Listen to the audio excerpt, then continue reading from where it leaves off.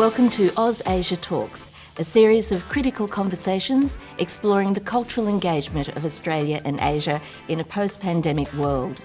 Let me begin by acknowledging the traditional custodians of the lands on which we meet. I'm currently on the lands of the Gadigal people of the Eora Nation and pay my respects to elders past, present and emerging. I also acknowledge that Adelaide Festival Centre's OzAsia Festival takes place on the traditional country of the Kaurna people of the Adelaide Plains and pay respect to their cultural heritage, beliefs and relationship with the land. My name is Annette Shun, Artistic Director of OzAsia Festival, and in this session we look at those lost in translation moments in a panel discussion entitled No Understanding Any Time. Before we begin, I encourage you to connect and engage with us on Facebook or YouTube, where all the sessions in the OzAsia Talk series will be posted, and find out more about the series at ozasiafestival.com.au. The title for this panel is inspired by an artwork by Adelaide poet-artist Richard Tipping as part of his road sign series. He subverted the no standing any time road sign into no understanding any time, which perfectly sums up one of the challenges in cross-cultural engagement: cultural confusion, miscommunication, lost in translation moments. At a time when freedom of expression seems under threat, it seems the perfect time to dissect where we understand. And what a great panel to join me in this discussion. Professor Jing Han is the director of the Australia-China Institute of Arts and Culture at Western Sydney University. An expert on language and translation, she's also headed up the subtitling department at SBS Television for many years. Jing joins us from Sydney. Anchuli Felicia King is a multidisciplinary artist and one of the most exciting new voices in Australian theatre. She made her debut as a playwright last year, not with one, but 3 plays, produced by the Royal Court in London, Sydney Theatre Company and the National Theatre of Parramatta, and Melbourne Theatre Company. Felicia joins us from Melbourne. Jo Kukathas is an actor, writer and activist. She grew up and was educated in Malaysia, Australia, Hong Kong, India and the UK. She is currently Artistic Director of the Instant Cafe Theatre Company in Malaysia, and she joins us from Kuala Lumpur. So Jing, I might start with you because I think that the road sign story with no understanding any time is something that reminds you of one of your first encounters with road signs in Australia. So true. You know, being a linguist, I'm so particular about the words and how the words play. And then also quite consciously with my true example, not having cultural content is actually vital and can impact on the action. So when I came over 32 years ago, first time on the plane, first time arrived, to a foreign country. Despite that, I came to Sydney University to do my PhD in English literature. So you can see that I have read all the literatures, Shakespeare and all sorts, no problem at all. And then the day I went to Sydney Uni, back then in China, there was no private car. So there was no idea about driving. So it wasn't in my consciousness about the driving. So I came to the bus stop. And then I suddenly realized that there was a sign there, and the sign said, no standing. And instantly I thought that was for pedestrian, of course. So I thought, no standing, that means you cannot stand here. And that really puzzled me. And I thought, if I couldn't stand here, how could I get onto the bus? And coincidentally, there was no one there at that time on that day. And then I thought, see, no one was there, no one was standing. So I thought of a way of doing this is I walked up and down, I didn't stand until the bus came. So I jumped into the bus. So it's a so typical example of, cultural content, cultural knowledge is actually vital. It's not many people assume that, I know about Australia kind of, but not really because I don't have the content. So lack of a cultural content make it under obviously means not enough. So that's, I love the title, Yeah. Understanding. It's Yes, no great. understanding anytime. Yes. But actually, you also gave me a very good example of the other way around, in that the way in which the word propaganda was a very good word and popularly used in China until quite recently. That's true too. Like also, again, the words under different context means different things. So you transplant the word without the context, it's actually the meaning has changed. And back in those days, the propaganda, like, these days you call it public relations, but it was a propaganda means promoting, it's promoting ideas, promoting campaigns. And then there was openly called propaganda department.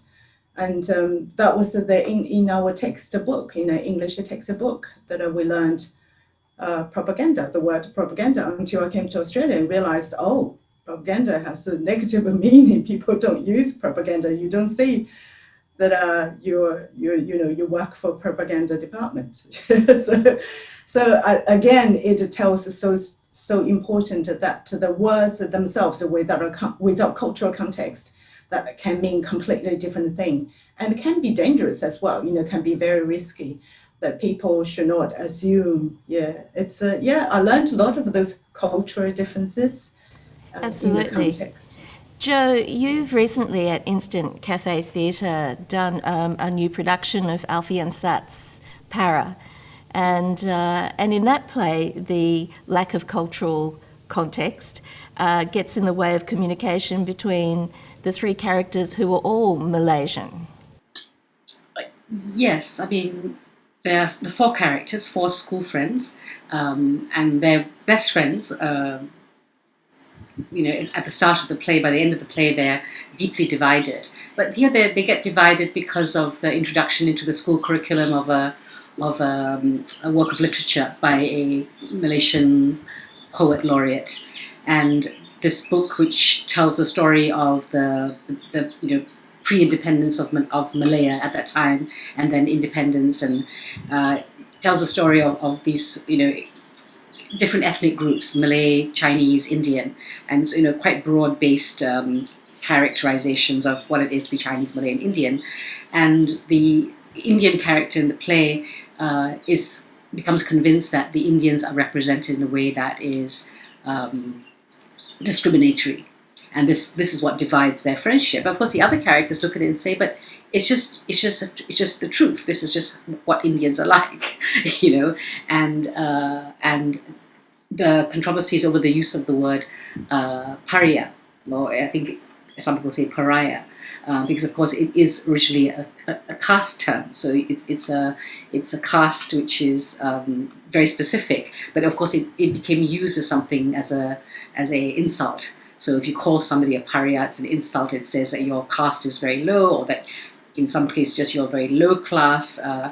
And so they objected over the use of this word and over the use of the word Kaling, which is the origins of this word is actually people from the kingdom of Kalinga, which is a very ancient word of one part of India. But it got reduced from Kalinga to Orang Kaling, person from Kaling, and then it became Kaling, which was, in some ways, people equate it with the N word, for example.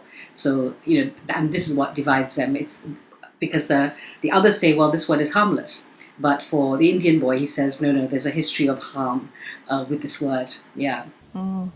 That reminds me of the old saying we all get taught at school, sticks and stones can break your bones, but names can never hurt you, or whatever, insults can never hurt you. But actually words are very, very hurtful and very, very dangerous, because they communicate the ideas that can be incredibly dangerous. Yeah. Felicia, in your play Golden Shield, which is set partly in China and partly in America, you actually use translation. One of your characters becomes sort of an onstage translator.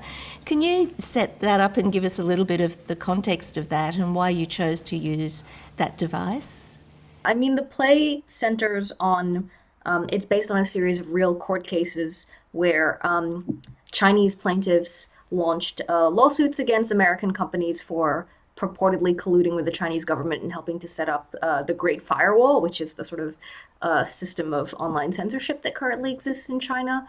And so one of the central devices of the play is this sort of omnipresent figure called the translator, who not only translates between Mandarin and English, but translates cultural context, subtext, paratext, and ends up acting as a sort of intermediary for the audience and the play. And part of the reason that I decided to have this sort of, this intermediary figure as the sort of narrator of the play is that the play is so much about jargon and how, exactly as Jing was saying, like, if you don't have the context, you can't understand the content.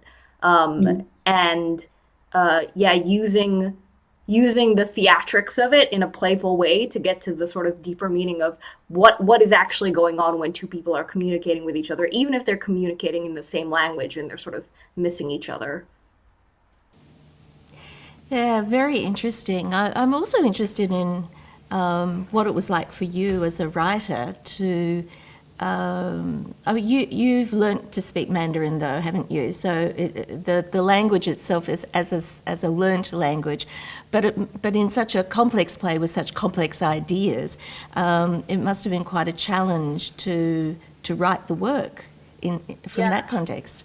And Jing can speak about this as well. Like, Mandarin is such a nuanced language with so many different variations and dialects. And part of the real challenge was, we collaborated with multiple translators on the play, but also native Mandarin speakers in the room. But the term native Mandarin speakers is a really wide umbrella, and depending on where you come from, whether it's Southern China, even like in mainland China, never mind like if you're Hong Kongese or Taiwanese, the way that you speak Mandarin, the way you write Mandarin is really different. So coming up with a consensus on how we would translate certain things was a really iterative process. And then on top of that, I would often adjust my English text to align it closer to the Mandarin text so that we could perform it synchronously, because that was another challenge. We were translating live on stage, and in order to get things to match up, you have to sort of rearrange the sentence structure and the grammar, because Mandarin's really different. Jing, that brings up a really interesting point about translating, and particularly in a performance context. And also, for many years, as I'd mentioned, you've done subtitling for big movies and television, and that in itself is an art. So how do you get across all those nuances of language when you're translating and also when you're subtitling? This is a great question that can take me many times to talk about. It's really fascinating. So I'm really fascinated by Felicia's play, the way that they play between languages and the translation in the context, is sometimes deliberately out of a context because of the theatrical, effect. It'd be fascinating to wait and watch it. Translation, because people have a simplistic view. Translation is any language can be translated into another language. That's simply not true at all. So translation has a lot of transformation in between, lots of manipulation in the process. So there is no simple example. For example, you see Shakespeare in Japanese is very different from Shakespeare in English. But there is a common thing that everyone can recognize as a Shakespeare. But, that's between languages. And then if you involve individuals, that will layer, another layer of complexity. Cultural context is really vital. Very simple example. In English, we seldom call people fat. These days, being fat is a swear word. You can receive a complaint for calling someone fat. But in Chinese, fat is not only neutral word, often it's fine. People see you fat all the time, or especially when you're a baby. So there is no other connotation for being fat at all. And this is a very interesting. I do want to convey the cultural content to English audience when I translate If You Are the One, which is so popular. It's because I want people to realize in China, it's fine to see people fat. it's culturally acceptable, So That's because when you're saying someone's fat, it means that they're prospering, they can afford to eat well. Yes, that's right. That's right. And also the other bit is the Chinese culture is they don't mind. They often comment on people's appearances or, that's very common. So it's not like regarded as a rules. I mean, in Australia, you would never see anything regardless. Even if you have very bad haircut, you would still look very nice. You see what I mean? So, yeah, so convey that subtlety. Subtlety is a very important and it's a challenging as well because you do not want to overdo it and you should not underdo it either. So it's a fascinating. That's why different culture and different languages it's a great thing, and especially in Australia and at SBS we have so many cultures and the people so have better understanding of this nuanced culture meanings. Yes, I think there's a few lessons there already for anyone who wants to engage between cultures, between Australia and Asia. And if you're going over there to do business or make friends, these are important things. But of course, when we talk about theatre and the language of theatre and even cinema in script writing, so much of the best scripts include the nuance. They include poetry and double meaning, double entendre and subtext. So by actually having a translation in there, how can you do that without losing all those other layers of beauty that words do convey in the context of a play or a film? Does anyone else have a thought about how you do that, how you retain the beauty of the language when you've got to deal with translation? I just jump in a bit and then I leave to Jo and Felicia to say it. Because the theatre and movies, they have a great thing is what we call multimodality. Because you have a visual, you have an audio to help you. Unlike translating books, if I translate a novel, I translate it very differently from my subtitling films, because you hear it and there are. The whole point is a visual and audio there. So that helps a lot. So you need to take a great advantage of that. That can also pose a challenge as well, especially if it's comedy and people laugh. So two important principle, if you can't make Australian laugh, because you can't substitute jokes, because people can hear, understand the original language, many people do. So you can't substitute with your own jokes. You need to aim to make Australian audience laugh. If you can't do that, the second option is to make them understand why they laugh. Then that's fine, So I may not like that joke or I don't think that's funny, but understand why they are. So that's sort of a principle. If they don't get it through language layers, at least they understand why. Felicia, last time we had a little chat about this, you talked about the importance of listening to a play and how important language is to that layer of the experience of a work. Yeah, totally. And part of the challenge of, working with multiple languages on stage or multiple dialects is how you balance them. Whose ears are you privileging? Like, if you have an English-speaking audience, does that mean that you make the other language subsidiary and sort of? And it's not just like it's not like just the languages. It's about tone. It's about volume. It's about pitch. One of the things that we discovered doing simultaneous translation for Golden Shield is if the actors were speaking at too similar a pitch, like they both had low voices, it was really difficult to parse out what each person was saying. But if you had a higher pitch and a lower pitch, it was suddenly much clearer. And I think one of our goals with that play was really to make sure that if you were a bilingual Mandarin and English speaker, you could hear both like strands of audio really clearly, and you would get something different. You would get a different experience out of the play than you would if you were just an English speaker, because you would be able to understand the nuances and the complexities that were going on with the translation.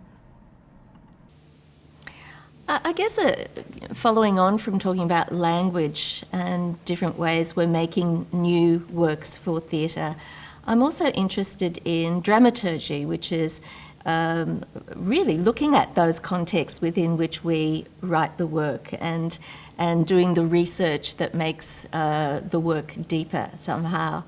And dramaturgy to me seems like a very Western sort of thing. And I'm wondering, Jo in particular, is there a growth in that line of thinking towards non-Western dramaturgy? Are you seeing shifts in that area? I don't think there's, in Malaysia at least, not huge shifts, I don't think. But I did notice that, like in Japan, for example, there was in post 1960s the Angura theatre movement and the small theatre movement, when they were trying to rediscover what it was to create Japanese theatre. And so I think they were very interested in sort of, because I think they felt not just the war, but then the American occupation. So Japanese theatre makers were very concerned to find out, well, what is Japanese dramaturgy? So a lot of them turned to no theatre to look at what that might mean. But so some people just sort of copied no stories, but I think the ones who went more deeply into it went into the dramaturgy of no theatre. What is no theatre really all about? What is the use of the ghost? What is the use of the structure of the piece? And so then we're telling contemporary no plays. But the contemporary no plays were, so some people like Mishima just wrote modern versions of the old no stories, but other people kind of like took it apart much more deeply to try to understand why stories were told in a certain kind of way. Traditionally, I guess, or for a very long time, Western dramaturgy had a particular structure. Like myself, I'm very interested in writing plays where actually they're very narrative driven. It's a storyteller. Somebody's directly talking to you and telling you a story. So it's not necessarily a play where you have multiple characters kind of engaging with each other. And some people have said to me, but is that theatre? Is that a play? And I said, well, if you go back to a kind of oral storytelling, that's what's happening. If you look at, in Malaysia, for example, if you go to watch traditional wayang kulit or traditional shadow puppetry, the dalang, or the puppet master, is one person. He does all the voices, right? He plays all the characters. And of course, then he has the puppets sort of in front of him, and he has his orchestra, and he has a group of people playing all these various instruments. But it's like jazz. They're kind of improvising. They know the basic story, then they improvise and riff off this theme. And they also know that you don't know who's going to turn up that night, because they're also invoking the spirits. So they leave space for things like this. And I remember I did an interview with a very interesting Japanese painter, and he was using Japanese calligraphy as his medium. But he was previously an architect and kind of abandoned his architecture practice to become a painter. And he used to do these massive works of calligraphy of a single word. And I was talking to him one day about the difference between, the dramaturgy of painting from a Western point of view and from his Japanese point of view. And he said, in Western painting, he said, what was favored was exactness, precision. You get the perspective exactly right. You fill in every part of the frame exactly right, and you're in control of your paintbrush. Whereas in the Japanese calligraphy, you must always leave space for God, as he put it, so that the sumi brush will have bristles sticking out of it, which you can't control. The sumi brush goes into the pot of ink and then gets lifted up and taken to the paper. In the act of doing that, there'll be splatter. Then you write, but the splatter is created by God. So he said you must always leave space for nature. You must always leave space for the unexpected and the things that you cannot control. And I think for me that was a very interesting way to look at dramaturgy as well, right? So what is it that you as a playwright do not put in? And what is that space that you're leaving for chance? So I think that for me is a kind of interesting thing to consider. I think when we try to ask ourselves, what is it to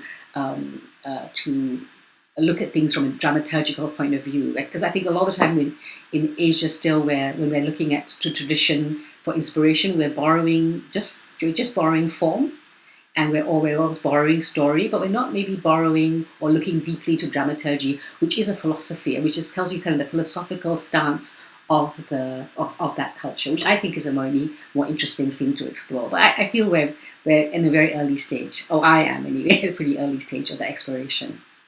Oh, that's interesting, because there's so many layers of richness that you could bring to a work that maybe isn't present or not accommodated in a standard Western form, certainly of playmaking anyway.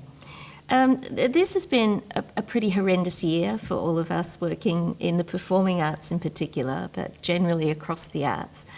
And a lot of things have shifted.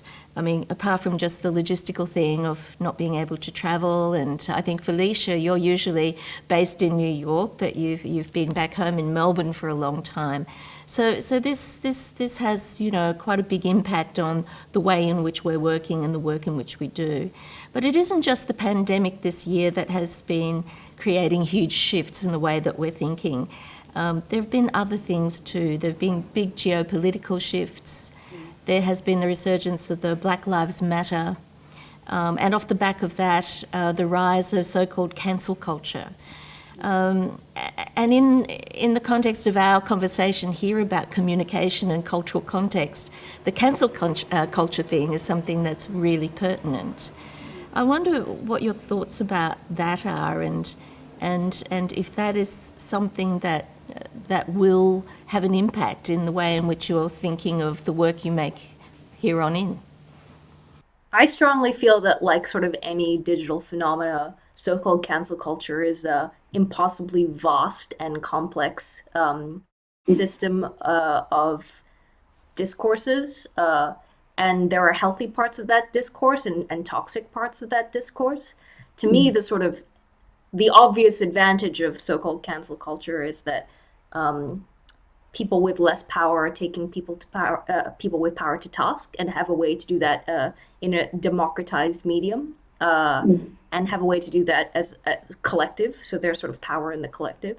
The disadvantage, of course, is that it's happening on social media platforms, which are set up to disincentivize nuanced discourse, and set up to literally financially incentivize unhealthy kinds of communication, whether that's inciting rage or inciting trolling.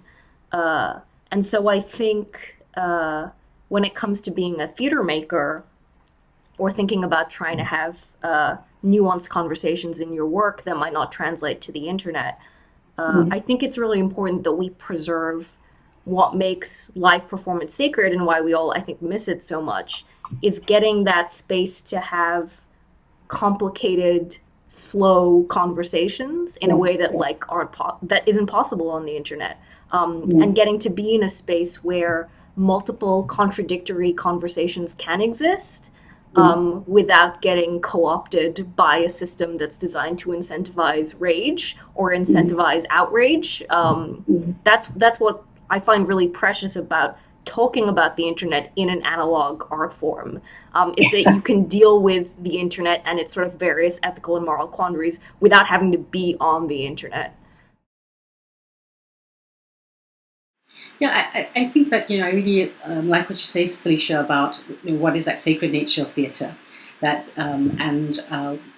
what you go into the theatre to see exactly what's going on outside. No, you go into the theatre for actually to change time in some way, and I think that we and to change how we look at something. So outside, everybody's looking at things very fast. I think the whole idea of cancel culture is to immediately have a decision to say no, as opposed, and I think that's fine to do that. It's like the same reason why people go on demonstrations, why you go on a protest, to say, I don't agree. But just as a demonstration is also not nuanced. And yet I think it's very important to go on demonstrations. I've gone on quite a few myself. But you also know it's because you feel at that point, I just need to say no to you in a very big way. And then once you start listening to me, then I'll sit at a table with you and we can talk. But I just need to make my point very strongly. So I guess cancel culture is a bit like having a street protest or having a demonstration. But you don't want to have a demonstration inside the theatre, right? Inside the theatre, we want to make everybody stop in a way, and I think slow down. And I think I'm very interested in theatre, which is quite slow for that reason, because I feel sometimes, I think if theatre is to try to change our brains, we're so used to things moving so rapidly, and I think the internet is doing this to our brains, right? I recently watched, I don't know if you've seen it yet, The Social Dilemma on Netflix, which is, somebody described it as much more horrifying than any horror film you could watch.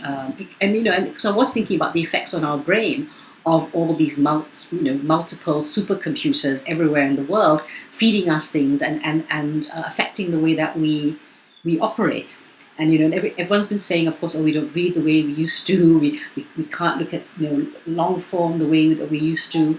So maybe this is important for artists to try to again be an alternative way of seeing and framing than the massive supercomputers that are out there. We might be a losing battle, but I think in a way that's one of the spaces that I think one of the it's where theatre I think can play a part, because it's walking into that cathedral, walking into that temple, and leaving other things outside and saying, okay, now who am I? What am I here, separate from all these other things?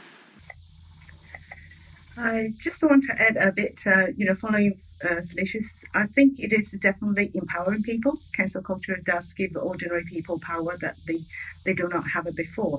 But always it comes with the power should be the sense of a responsibility. So I think that being sense of responsibility is vital, and accountability. Just because you are in a mob, you are behind the screen, and then you just say whatever you say. I think that should be what people should have, that awareness that they should not be doing that. Like the other day, I was talking to writers, artists, theatre makers, are they all the same? The work that we put out there, we need to be aware that there is life.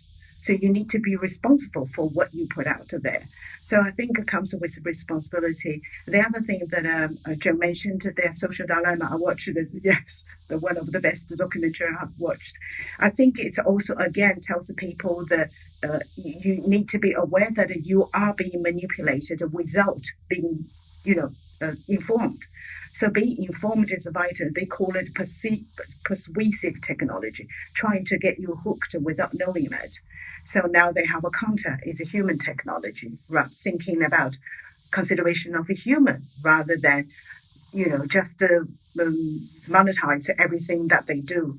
So I think being aware, people often do not aware. They think we are in a group, so we are in a movement, but not being aware that you might be manipulated. So I think awareness is really vital, and responsibility. Yeah, on the surface it looks reasonably straightforward, but it's so incredibly complex. And I guess when I think about the impact that all of this thinking is having on us as a general population, but certainly as people making art, is it is making us more aware of our responsibility in terms of the work that we make and the things that we say. But also the flip side of that, I guess, is there is a danger of, could there be a form of self-censorship then in response to, well, how might people react to that? If the Black Lives Matter thing or the Me Too thing is at front of their thinking, then does that mean I have to be extra careful, or maybe even eliminate certain ways or certain lines of dialogue that I otherwise might have written? The whole the censorship and self-censorship thing is something that I'm thinking about at the moment, certainly with political moves, and in recent months the difficulty for some places to maintain a sense that they have a freedom of expression. When I talk about China or Hong Kong or anywhere like that, I suddenly try to pick my words very carefully, and I think, my goodness, this is self-censorship. So what is the impact of that kind of thing, do you think? And how will we emerge from that after the pandemic? I think it's interesting, actually, just kind of connecting that to the whole idea of cancel culture, because I do wonder whether or not, what is the act of theatre? I've always felt that theatre is something which doesn't end inside the theatre. You put a play on inside in a room, but the impact of it is not just on the people who are in the room with you. It's how those people then take that outside, and I don't just mean critics. I mean the audience, and how they then respond to it on social media nowadays, of course, increasingly, but how they might talk about it elsewhere. And if you then you go into a theatre and it's very nuanced, and then you put something out about it on Twitter, it loses a lot of that nuance. But in fact, what you want is that you want theatre to be that place, that art where people then go and take it elsewhere to talk about it more deeply.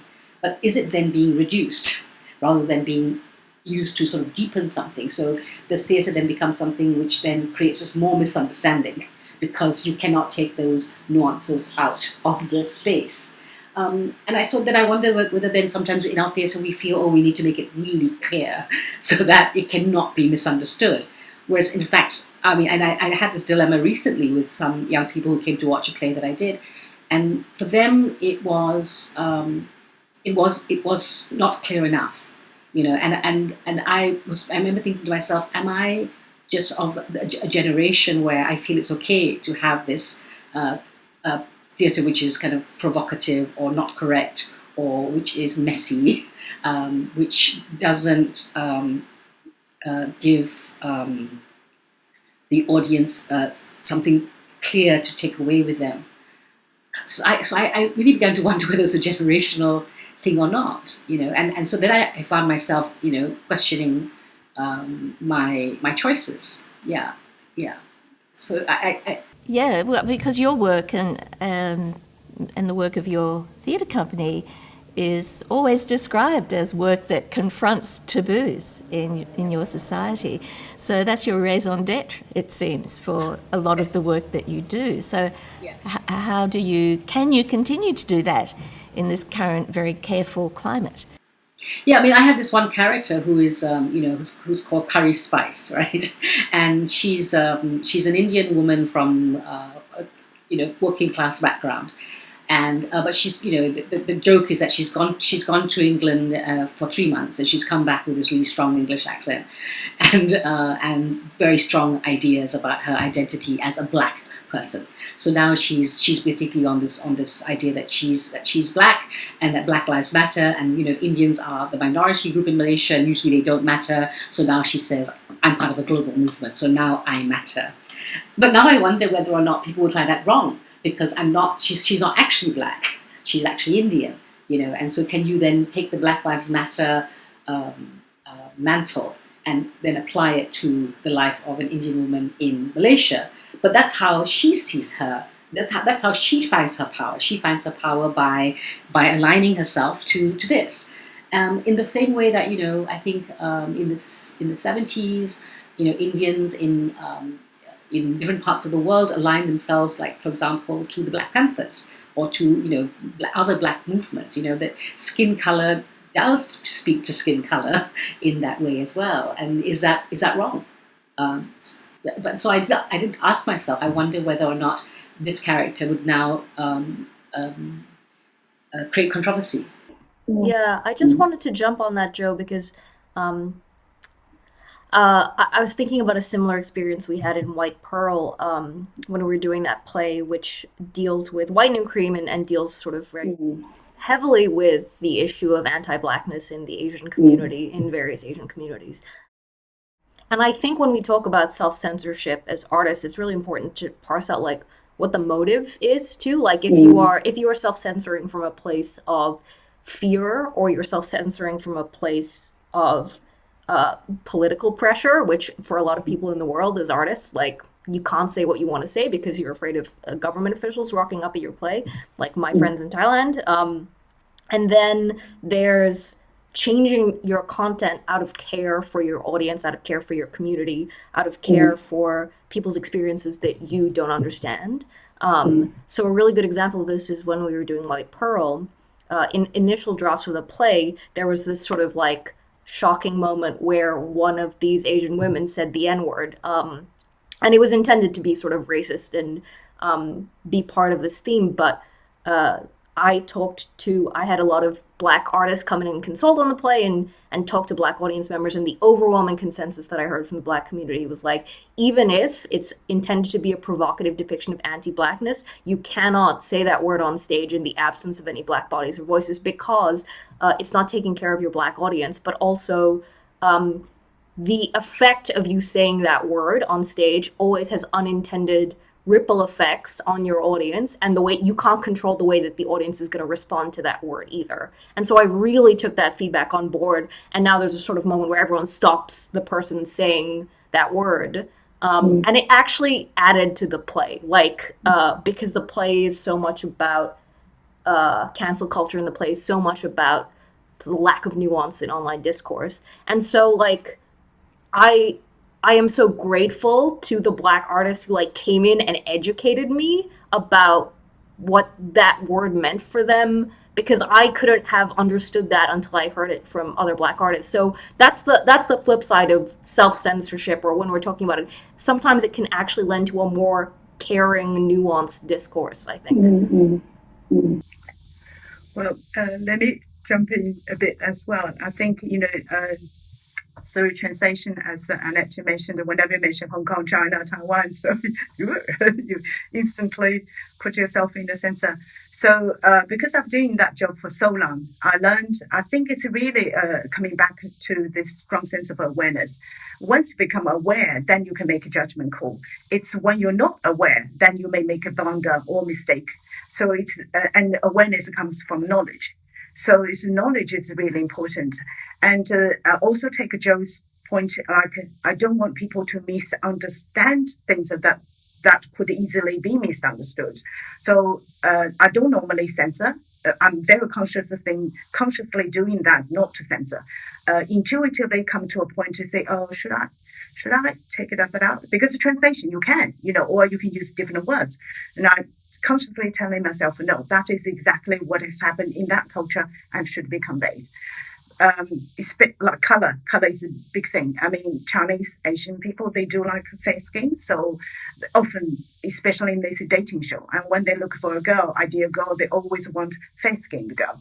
So my daughter often says, that's racist. I said, but that's culture side. So I leave that in. However, there is one thing I clearly remember. I ate something which is because of the censor, is in 1930 movies.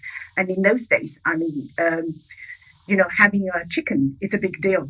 So, and killing chicken, it's a normal thing as well. But in this age, especially in Australia, killing animals, it's just many people can't stand instantly have, register in their mind to say that's animal cruelty.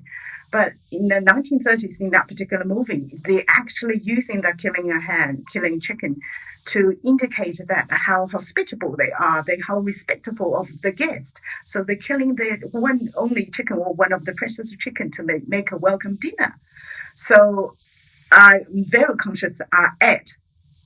The master said, asked me to kill a chicken for a welcoming dinner. So for a welcome dinner, it's our edit. So I want to give a bit of context and to take out to the edge of being misunderstood. Still people, history, like when we look at history, we look at it from present. It's all, you cannot avoid that. But I thought if there is a bit that I could slightly, manipulate people's perception to the closer to the historical time. So that's the censor that I do. But I'm very conscious. And talking about the N-word, I don't know whether you're aware of, currently, that was a couple of days ago in the United States, there is in the university that this is, now I've become very conscious. Because in Chinese words, we have that as a filler, or as when you can't think of something, you see that, and sometimes it is a that. Now, because of that incident, and I suddenly realized, like yesterday I was talking to my children, I consciously, I said that word. Should I censor myself not say that word? But on the other hand, there is an argument in which I agree. It's because you don't have a knowledge. Because in Chinese, it's just that. It's not N word. So once you become aware, once you know it's not, then that should be fine. But again, I take a Felicia's point of view that you should educate your audience at least beforehand, so they become aware. Otherwise, the word is out, and then the ramification is out of your control. But by the same token, you should not forbid, for example, Chinese speakers not say that their words in their language, because it could be misunderstood. So yeah, it is awareness and education, and make a judgment call. Yeah. I think the other thing that I think is quite interesting is, of course, it's about dominance, right? So the dominant culture at the moment, I think, and in terms of cancel culture, is coming out of the US. And I think that the discourse about certain words which are taboo, which you can't say these words, comes from a very specific history that the US has as well, right? So you can completely understand why you can't use the N-word. You completely can understand it because of the long history of slavery, race, and erasure that I think you have there. But I feel that then when you try to, young activists who then say, well, then the same principle must be applied to words in our cultural context, but which have a completely different history, completely different meaning, which doesn't have, I think, the same pain I feel associated with it. But I think people want to take that on because, I'm being very judgmental here, but I think it's because it kind of has a kind of certain cultural capital to say, well, this is our pain, and you never noticed it. And I feel sometimes it is using the context of somebody else's pain elsewhere to leverage your own minority grievance. I don't know that's always right. And maybe it's a very unpopular thing to say, but I think that when we import those things wholesale without considering actually what they mean elsewhere, I have a problem sometimes with that, because I think it's very limiting. Yeah. And it's part of like this sort of, how are we going to grapple with having a global conversation around any of these issues, is there a sort of global consensus on, and if English is the dominant global language, how are we going to be able to have these conversations with any degree of nuance? Well, I remember some years ago, of course, this is post Charlie Hebdo and all that, and of course people were very sensitive suddenly about using the Prophet's name, etc. Which is understandable and necessary as well. But then I found, like in Malaysia, there was certain Hindu rights groups who then said, "Oh, you can't also say the names of certain Hindu gods, because if you can't say something here about the Prophet, then why should you say something here about our gods?"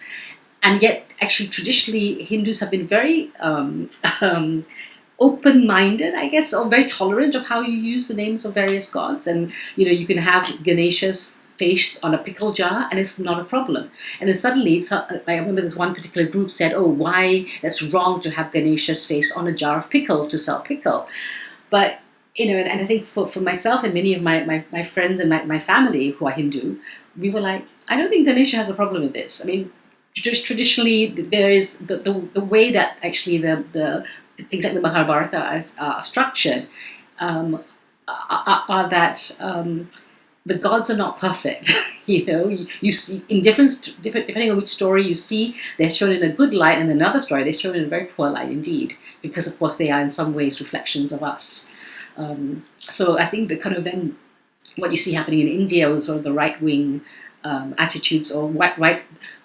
Hinduism becoming very right-wing, I think is a real travesty in a way. But it's like, well, if Muslim culture can make those demands, then our culture can make those demands as well.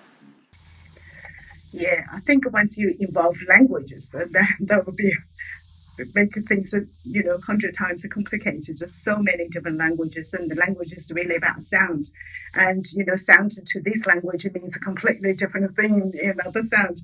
Very funny example, when I was at SBS and a colleague asked me to teach him a swear word in Chinese. So I thought, the the lamest one is his mother, like her mother, like I said, very blind, very lame. And he found difficult to pronounce that word. So he thought for a while, and then he said, I know, tomato. It does. It sounds a bit of a tomato. So whenever he saw me, he said, tomato. And then whenever I hear tomato, I thought of that word, in Chinese, So do you forbid people to say tomato? So I think it is, yeah. I think one thing I fear the most in all of this is the loss of humour, and I think as long as we can hold on to that and the right to create it as part of what we do, then maybe we're okay. I wanted to finish with another of your examples, Jing, actually, when we were talking about censorship and being careful about what we say. And of course, there are certain countries, Felicia mentioned Thailand, we've been talking about China, where government authorities still are very careful about what is and isn't allowed to be made, produced on stage and on screen. But there is one show that is possibly the most popular Chinese show, television show in Australia, which seems to have not been bothered by the censorship board at all. Do you want to tell us a little bit about that? This is really interesting, it is. It's the most successful, not just about Chinese, it's really about a non-English language program ever. And it's been on SBS for 7 years. Never been a non-English program has been on, Australian mainstream TV for that many years. And very interestingly, I call it is incidental success. To SBS, it was a surprise that we didn't expect that it would hit Australian audiences, they loved it. And for Chinese, I have been asked a few times to say, Jim, we have a lot more better Chinese stories to tell. I said, probably that's true, but it's in Australia, it's Australian people, the audience, they choose, and they love this one. Yeah, so the work we're talking about is actually a dating game, if you are the one. It's a dating show. It's just a purely dating show. But I think it's because it's a dating show, lots of concepts relate to dating. Like the human life is marriage, family, social changes, sex, jobs, young people, career, ambition, whether you have a house or not, all these things are actually related to dating. And also the dating in Chinese culture, it's a very different. This show shows something very encouraging in the sense it's like sometimes the cultural differences is actually attractive. It's the appealing. And often cultural differences people push aside. I don't like it. It's different from me. But this one, somehow, it's just the people love it. And it's because it's a bit different. So cultural differences is the major success of this show. And also redefine the cultural elements because, as you said, it's a dating show. And for Chinese, it's a very entertainment show. They never regarded it as a typical Chinese culture show that should be promoted in overseas. But without knowing that ordinary people, this show is really about just ordinary people. The girls who are there and the boys are there, they are from any walks of life. And without any selection, as long as you're single, as long as you are vocal, they like people who are vocal, they like to speak. For girls, you're better to be pretty because everyone loves looking at the pretty girls. So there is a bit of a criteria there. Other than that, this is a very eye-opening to Australian audiences because even to me, I never had a chance to meet all these ordinary people from everywhere. So I think it's ordinary people that connected with Australian audiences so really well, and then they can see that that's how they live their life, that's how their ambition. Even they notice things like a hairstyle. So very small details that they notice. And then for Chinese audiences, they don't, at home, that's just normal. And there are a lot of social change reflections on that. And you see that because it's a kind of regarded as an entertainment show, but surprisingly, they can talk a lot about social changes as long as there is no political agenda there. They're talking about gay rights, they're talking about women's rights. They're talking about freezing women's eggs. Like those are things that they feel free to talk on that show. That's quite interesting. And then they talk to people with disabilities. So it turns out to be a very, very interesting culture show. Sounds like perfect cultural diplomacy. It is. This is so incidental in a way, and we also, Professor Shun and Anna wrote an article. There is a bit often talking about China influence. This is the China influence. So when we talk about cultural engagement, it seems like a Chinese dating show is an exemplar of that. And interestingly enough, probably the most culturally diverse television shows that are produced in Australia are cooking shows. And so that's where we get the most diverse cast and the most wonderful stories that come through about the migrant experience. So there's something to be said about that. But I know that the work that Jo and Felicia makes and the work that Jing, you and your institute support are going to be very important going forward as we, through OzAsia in particular, try to use the arts to strengthen and deepen and make more meaningful that engagement between Australia and our whole region, really. So thank you, the three of you, for a really interesting talk this morning. I really appreciate your time, and it's great to have you as part of our OzAsia talks. Jing Han, Anchuli Felicia King, and Jo Kukathas, thank you very much. Thank you. Thank you. It's a great pleasure. Thanks, Annette. Thank you for listening to No Understanding Anytime as part of OzAsia Talks 2020.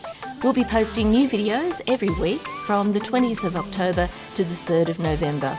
Watch and engage with us on Facebook using #OzAsia or visit ozasiafestival.com.au for more information.